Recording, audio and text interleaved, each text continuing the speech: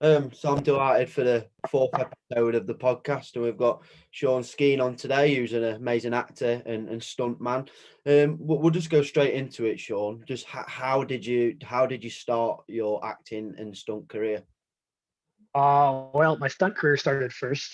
I gotta say, my acting career was just basically on top of that. I got most of my acting jobs through stunt acting, and then kind of branched off from there. But I got really lucky. I was born into a stunt family, so my dad's a stunt coordinator, my brother's a stunt coordinator. My mom is actually an actress and a puppeteer. So she's and like she does um, does theater and musicals. She's an amazing singer. So my mom's really the talented one, to be honest. And we're just a bunch of stunt guys in a family. And I kind of grew up doing that. And then, yeah, opportunities presented themselves for acting. And I took some acting classes because I figured I may as well have those skills. But I gotta say, I never really wanted to be an actor growing up. I wanted to play hockey and I wanted to direct films for sure. I was definitely wanted to make films, but never thought of being an actor. You obviously said like you've come from a acting sort of background within your family, but you said you didn't necessarily want to do that. What was your sort of family's take on that? Did they always push for you to follow their footsteps, or was it just always whatever you want to do? It's your career. Yeah, not at all. I mean, really, my mom was the actress in the family, and she was pretty realistic about it. I don't think they were pushing us towards arts. In fact, they're probably doing the opposite because it's tough to make it as an actor.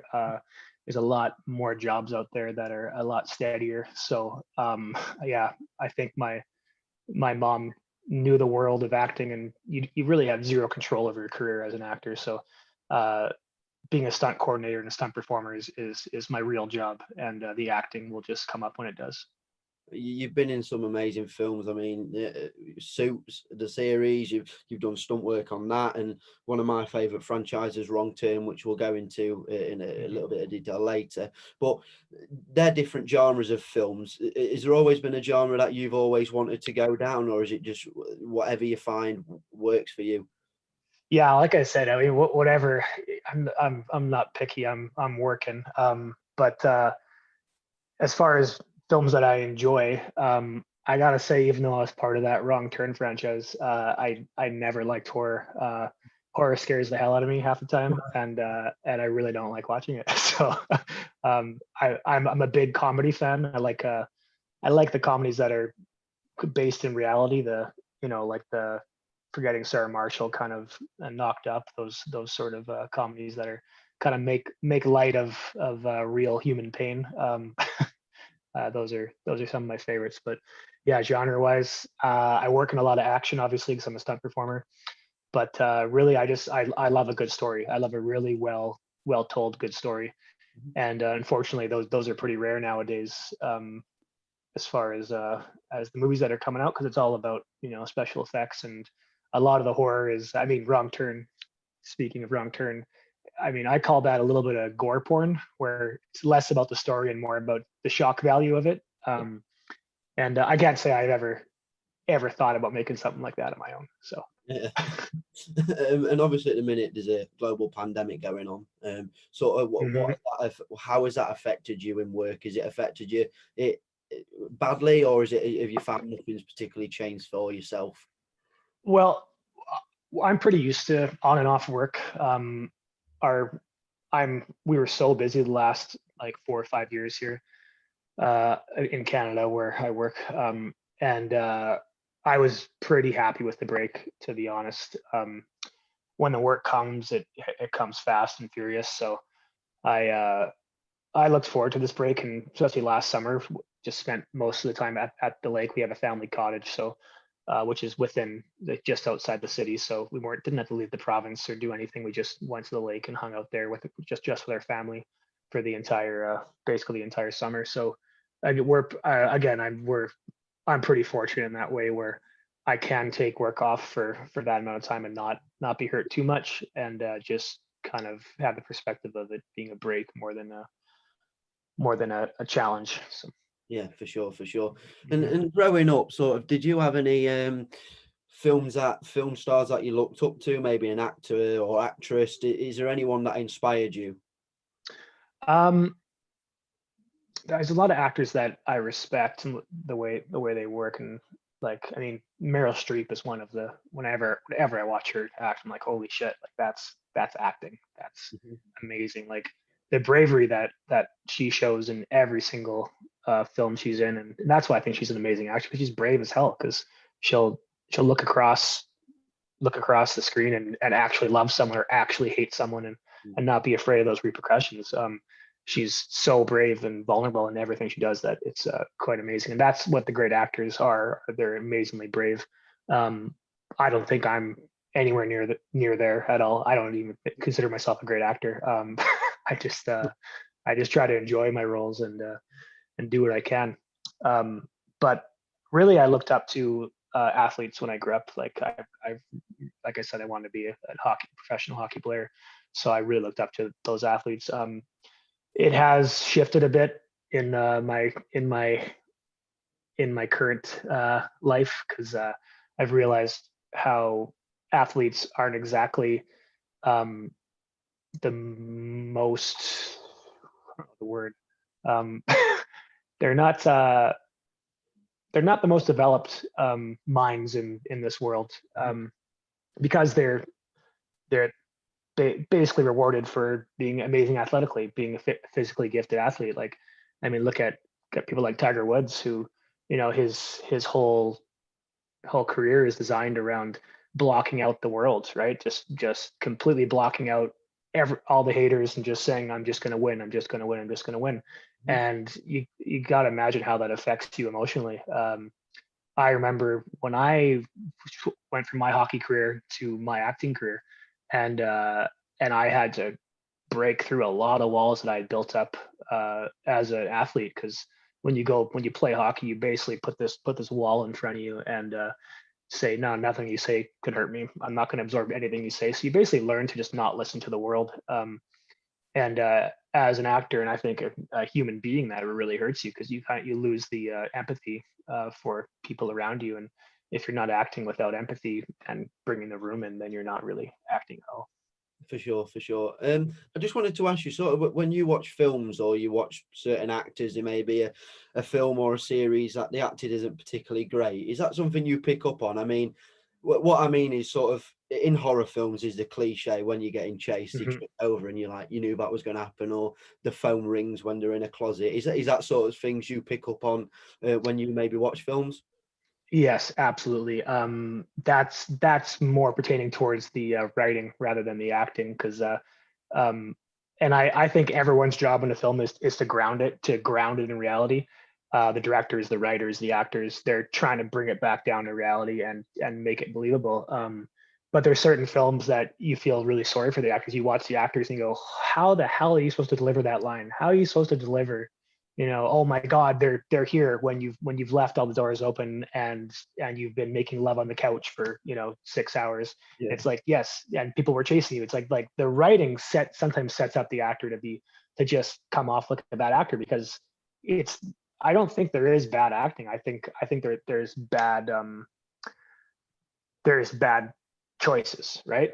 Because the acting you make is it's all about the choice within the in the story. So if a choice doesn't make any sense throughout the character or through the story, then it's sometimes considered bad acting. Yeah. When in reality, it's just a horrible choice. And I think, like I said, actors like Meryl Streep and the amazing actors, they make the hard choice and they make the unexpected choice, Mhm. and it just comes off so much more real. And they fight for that.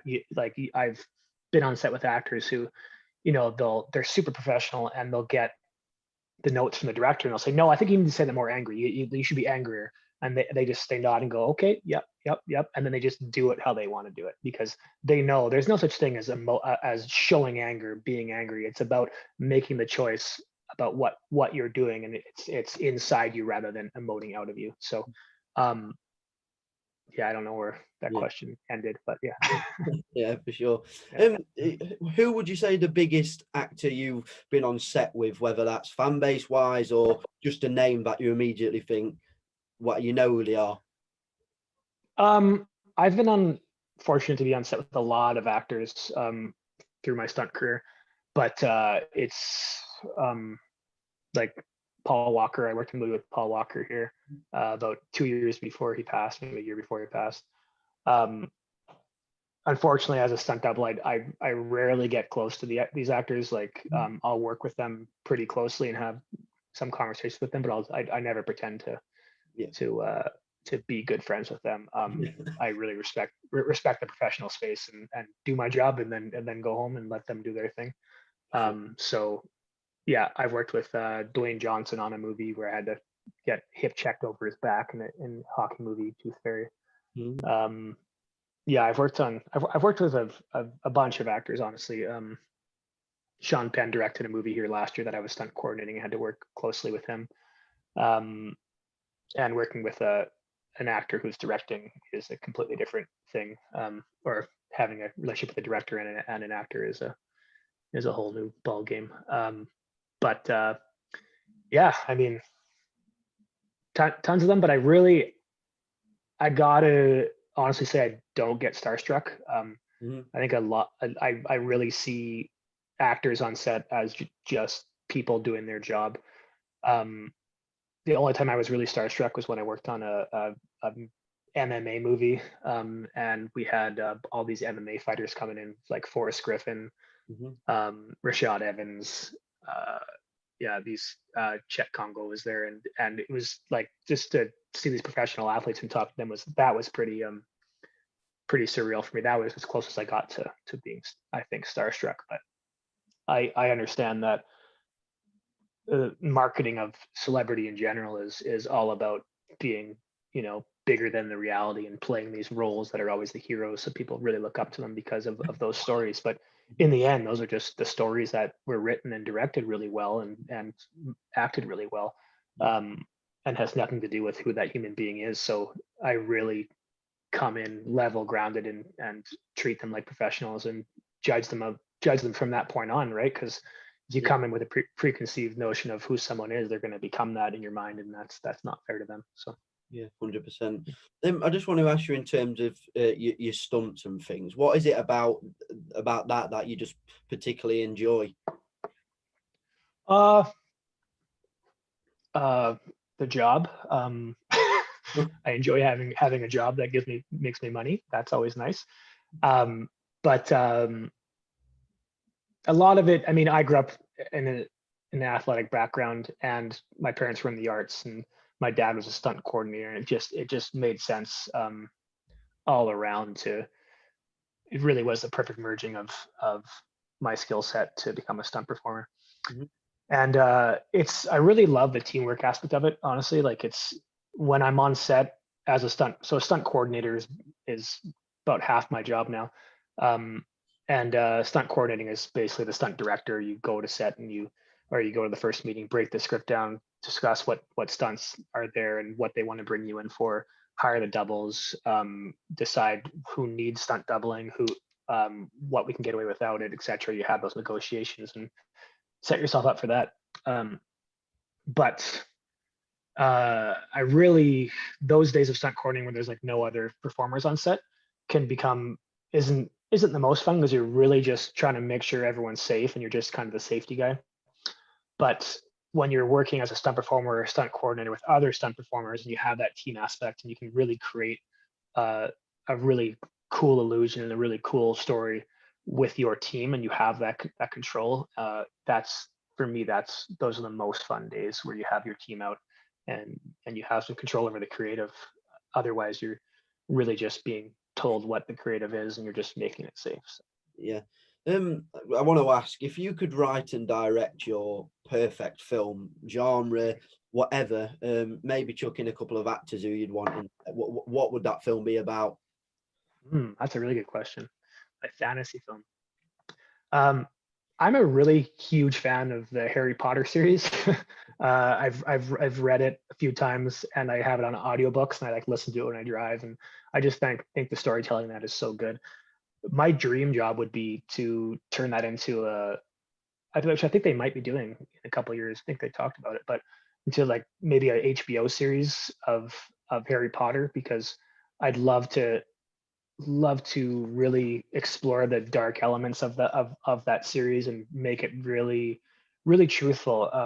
The movies themselves are done so amazingly, but they're also done with their audience in mind and making sure that they're appropriate for the ages. Basically, the way I see them is they're kind of appropriate for the age that the main characters are throughout it. The first one's pretty child friendly and kind of goofy, and sorry, There you are. and they kind of go on and become very a little bit darker as they go. But I think it'd be really fun to do that. And I don't know who the actors would be. I'd probably pick brand new actors, obviously, since it starts at kids. Yeah. But I would throw the actors that I mean, actors in that series are pretty amazing too. Like Gary Oldman is an amazing actor. Uh, who do I like? Who do I really like as an actor that I want to? I don't even know. I'm so like, part of me doesn't want to, because I've been disappointed by a few actors that I've met on set and gone, that guy's not the nicest team player. So part of me is a little afraid to wish to meet someone that I think I respect. Again, I don't know them, so, and that would be a big element for me if when I start directing, is I would love to meet the actor and know who they are first, because I don't care how amazing an actor you are. If you have a really insane method of acting that puts the crew down and isolates you in a bubble and makes every day a living hell just to get what you think is an amazing scene, for me is a very selfish way of acting, and not really. I don't think that's really art if you're sacrificing other people's emotions, Yeah. emotional well-being for a final product. So I guess that's a long answer to that. Now I don't want to downplay the films and series you've been in, but the fan Yeah, base of this podcast is quite horror based, so I feel I just want to yeah, move yeah. the wrong turn sort of things now. I just Hmm. want to ask, what was that like on set for you? What was it like? That project in particular was my favorite project to work on. It was the most fun to be on set. We had It was such a great experience because we had shot half the movie just out of town. So the whole crew and all the actors had our own, basically we had booked this giant motel, the whole crew, and the pool stayed open 24/7. So we'd get home at 3 in the morning and go hang out in the hot tub and with the crew and drink beers. And it was quite the experience, honestly, for that one. And then on set, I would do, so I played Three Finger and Vincent in it. Vincent was a role that I got offered like 2 days before it started, because they had it was kind of screwed up because they had an actor who couldn't end up doing it, had to back out of his contract like last second. And I had done a table read beforehand. And because he wasn't there, they were like, hey, who wants to read this? And my brother and I flipped a coin to see who was going to read that role just in the table read before it started. And I won the coin flip, so I read it. And then 2 days later, the director called me and said, hey, do you want to play this role as well? This actor's no longer in it, so do you want to play it? And I was like, and they had a sex scene too. I was like, well, it's got a sex scene, but I also don't care because I played hockey all my life and have been naked in a dressing room, and I don't really give a shit about being naked. So, so I was like, yeah, sure, that sounds great. I'll do both of those roles if it's going to work. And it turned out that it worked, but I was like, my skin paid for it, because every morning I would go into the makeup trailer. Doug Morrow, who is an amazing is an amazing special effects artist, made these prosthetic pieces, a 5-piece face to apply to me.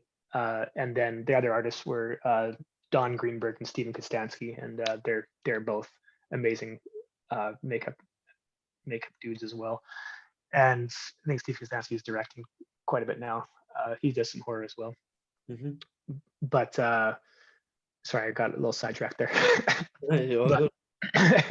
So every morning I would go into the trailer with the other two mutants, there two hillbillies, and we would get our makeup put on. I would have a 5-piece prosthetic, so I had my chin, my 2 cheeks, my nose, and my forehead.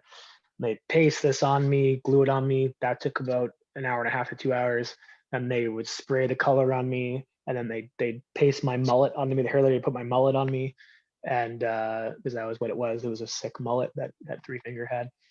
And then I would go to set, do the morning of work. Then I would right after lunch, I'd come back into the trailer, and they'd peel it off me, pull it off me, try to be as gentle with my skin as possible. And then they would put makeup on me, my like just normal human makeup, to make my skin look like it wasn't being wrecked throughout the show, because it was a little bit tough to go from Three Finger to a normal human being to Three Finger, to just keep going back and forth throughout the show. Yeah. How long did that film take to record and get all finished? The production took, I mean, pre-production was probably like 3 weeks for that. Production, I believe, was just over a month, maybe. It was pretty fast. It might have only been a month. And then, yeah, it's probably only a month.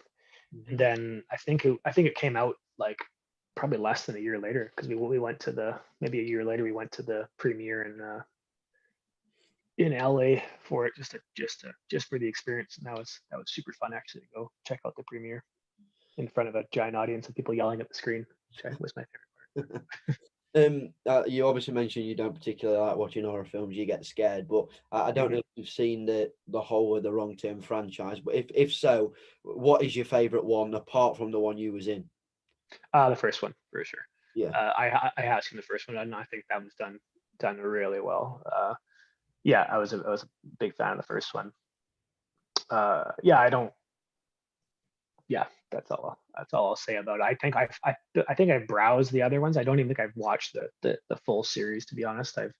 I went through them before Wrong Turn 4 shot. I was like, okay, I should probably watch all these just to get it. And I ripped through the other ones pretty fast. Yeah. And I got it. I understood it. They're hillbillies. You obviously they're gonna fuck you up. for sure. Your brother was obviously on set as well in that film. How was that like to work with him in a professional environment? As much as he is your brother, you remain professional. How was that? Yeah, I love working with my brother and my dad. We have a really good working relationship, and I think when it comes to stunt work, you need that trust between each other to do that. So my brother is a stunt performer and stunt coordinator that is working a ton now. He just finished coordinating the new Resident Evil movie. Wow. And yeah, I love working with him. It's easy. It's easy and it's fun, and it's just like, yeah, we stopped fighting as brothers when we were 13 years old. As soon as we got moved out of our bunk beds, which was, I think 13 was late to still be in bunk beds, but we got separated at that point and got our own rooms, and then stopped fighting each other. So after that, it's been golden. And I think work has really helped us, my brother and my dad, to maintain that professional relationship, because it's really easy to have little disputes amongst your family when you're home and private, but once you're out in the world, it really brings to light how petty little disputes are when there's so much more riding on and how much you need your family. Like I need my dad. My dad helps me so much in my career that I don't know where I would be if he wasn't helping me, if he wasn't a phone call away at all times. For sure. In the film, what was your, I say favorite, but what was your favorite kill in that film? Wrong Turn 4? Yeah. What was my favorite kill? There was the throat. There was that one. I think my favorite one to shoot for sure was when we were chopping up Dean. What was Dean's name in that? Man, I forget his name. So when we had it was called we had him up on the table and we were chopping him up and pulling his organs out, right? And then I was chopping onions on the table. That was the most fun, because it was just playing house, as like we kind of went into that mode of, well, this is a scary moment for this guy logging the table, but for us three hillbillies, this is the first time that we have to enjoy our household. We're having dinner, so it was really fun just to be chopping onions and kind of laughing, and then my brother was chokes on the finger, and I give him the Heimlich maneuver, yeah, that was a fun moment because we had that when there's a moment in Wrong Turn 4 where he's eating, and I think he eats the finger, and he starts choking on it, and I give him the Heimlich, and the director said, I'll give you $50 if you can spit it into the lens, I think it was. And he goes, whoa, and he spit it, and it landed short of the lens and went right into the boiling potato pot, and it went bloop and made a really nice sound. And then we were staring at it and waited 3 seconds. Then I gave the 3-finger laugh, which was like I just gave one of those after it was done.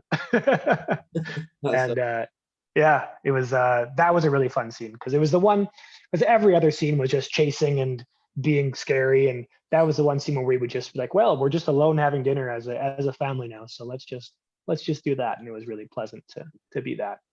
There's just something about the cannibals and hillbillies that are just so scary. Like, I mean, I can happily watch The Exorcist 3 o'clock in the morning, Halloween, go downstairs in the dark, but it's just, they're so human-like in a weird way, and it's just, I don't know, but that's what I think scares most people, because you've got a, they can fire a bow and arrow perfectly to the head, or they know what they're doing, and it's like, it's just so crazy, and it's just so perfectly crafted, and that just must be amazing, and you must feel that as well, because you see some of these horror films with, you look, Michael Myers is an unbelievable, he's a horror icon, but the amount of times where he should have died, I mean, he's been burnt in the last film, but Yeah. in that he should have been killed off, but I'm sure there'll be many more of them films. But like I say, it just must be amazing that not just for me, but you have an effect on thousands, millions of other people that are scared of you guys. Yeah, it's I think you're right when you talk about those characters, because it is, I mean, they're relatable, right? It's like it's basically saying, what would an elite human being be like if they didn't have any empathy at all for anyone else? And that's terrifying, because in the end, you're saying it's kind of like all of us. It's relatable. It's like all of us if we were the very worst of us out there, and that is terrifying. I personally, I've never really thought of it as me having that effect on people, because I think having that effect on millions of fans, because I really think that it's the writers, the directors, the prosthetic makeup, like that's just me. That's like 15% of me underneath all that.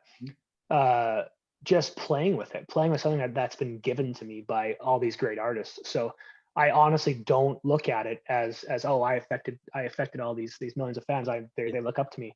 They look up to the character, and that character's bit was around long before I stepped underneath it, and it was just really fun to play, and really fun to standing on the shoulders of all these other artists to step into it. Yeah, you just did the laugh there. How did you practice that? Is that something you had to work on? Is that something you did every day? I mean, I remember watching an interview with Bill Skarsgård when he did Pennywise, and he was saying he'd drive to work in the makeup and he'd just be laughing in his car going to the set. Is that something? Is that what you did? Did you do it? Did you practice it, or is it just? I definitely worked on it. I absolutely worked on it, and I remember being really nervous about it because the director didn't ask me to do it. He didn't say have a laugh, do a laugh. I was kind of just playing at home and thinking about I thought the scariest thing would be a laugh that came out of you that has nothing to do with anyone around. It's just pure joy. It's just pure joy, and it's not, a lot of people control their laughs, right? You kind of make this laugh that's socially appropriate, and this was the trick for my laugh is to just be out of breath. Like that's the trick. Is I could teach you how to do it. Is you basically breathe all your air out, right? And then you just push as much laugh as you can. So you go, then you go. So it comes out of that, right? So it becomes that really punchy laughter, and I think that's what's scary about it is it's just a kid playing. It's just a kid outside chasing squirrels and and doing what he loves to do. But those squirrels happen to be humans, and what he loves to do is kill them. So that's why it's so scary, I think. Yeah. I mean, I'd try to laugh, but I think my mum would be driving me to the nearest. Yeah, I live alone, thank God. So yeah. So the last question I just want to ask, and it's just sort of some advice for people who are aspiring to be actors, stunt people. What advice or instructions would you give people who are wanting to get into this industry? I would say you have zero control over what people think of you, and how people are going to hire you. So don't go out there and look for jobs.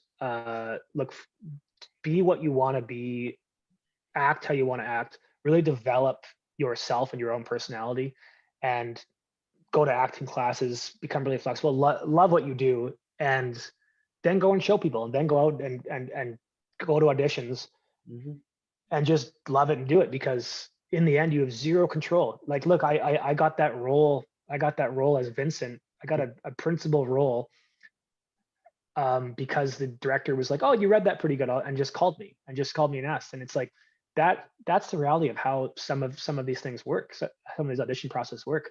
Sometimes they scour the country and find the exact right person, but sometimes they just say, "That guy seemed good." It's it's an insane process where actors will sell their soul to become what what they think is the ideal actor.